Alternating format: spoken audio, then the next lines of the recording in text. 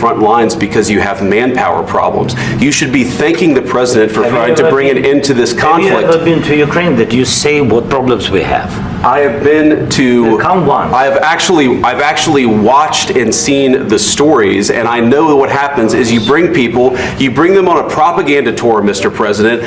Do you disagree that you've had problems? Bringing people into your military? And do you think that it's respectful to come to the Oval Office of the United States of America and attack the administration that is trying to prevent the destruction of your country? A lot of questions. Let's start from the beginning. Sure. First of all, during the war, everybody has problems. Even you, but you have nice ocean and don't feel now, but you will feel it in the future. God bless. You don't know that. God bless. God bless. You will not have a war. Don't tell us what we're going to feel. We're trying to solve a problem. Don't tell us what we're going to feel. I'm not telling you. Because you're in no position to dictate that. Remember this. You're in no position to dictate what we're going to feel. We're going to feel very good. You will feel influence. We're going to feel very good and very strong. You will feel influence. You're right now not in a very good position. You've allowed yourself to be in a very bad position, and he happens to be right about it. From the very beginning of the war. You're not in a good position. You don't have the cards right now. With us, you start having cards. I'm not playing cards. Right now, you don't. You're playing cards. Mr. President. You're playing cards. You're gambling with the lives of millions of people. You're gambling with World War III. You're gambling with World War III. And what you're doing is very disrespectful to the country, this country, that's back to you, far more than a lot of people said they should have. Have you said thank you once this entire meeting? No, in this entire meeting, have you said thank you?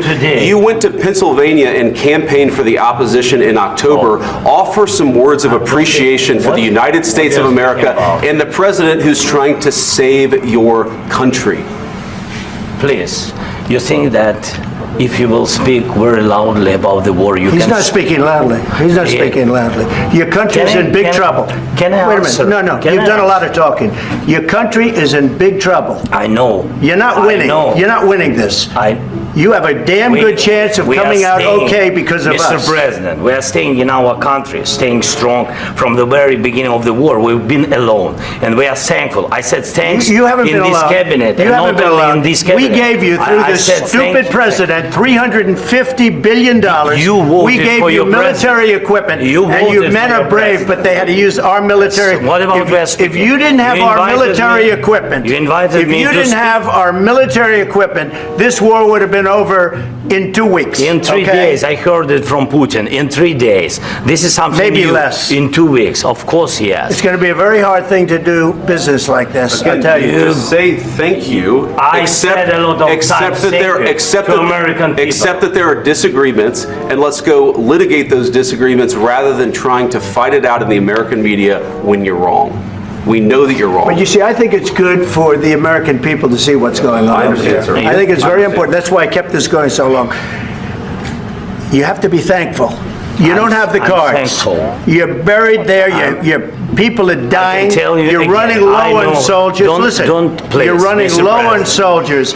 It would be a damn good thing. And then you tell us, I don't want a ceasefire. I don't want a ceasefire. I want to go and I want this.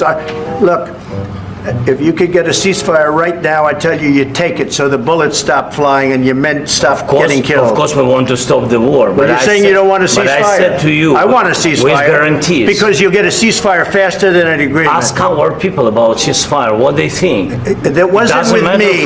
That wasn't with me. That was with a guy named Biden, who was not a smart person. That was with Obama. It was your president. Excuse me. That was with Obama, who gave you sheets, and I gave you javelins. Yes. I gave you the javelins to take out all those tanks.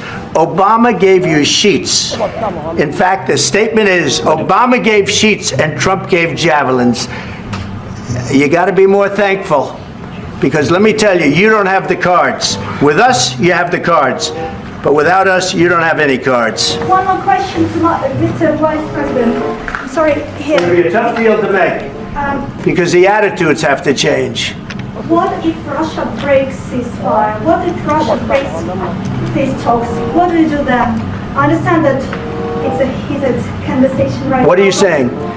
She's asking, what if Russia breaks the ceasefire? What if anything? What if a bomb drops on your head right now? But they have Okay? weapons. What if they broke it? I don't know. They broke it with Biden because Biden, they didn't respect him. They didn't respect Obama. They respect me.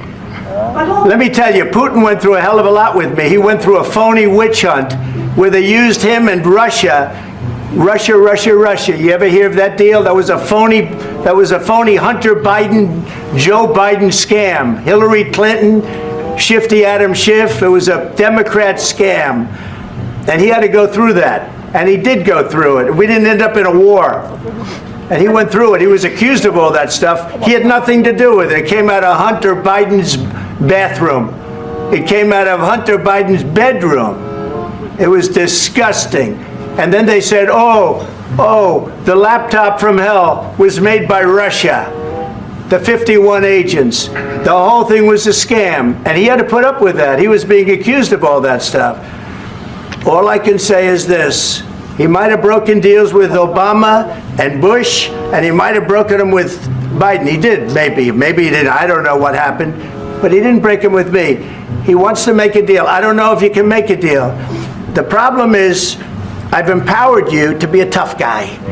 And I don't think you'd be a tough guy without the United States. And your people are very brave. But you're either going to make a deal or we're out. And if we're out, you'll fight it out.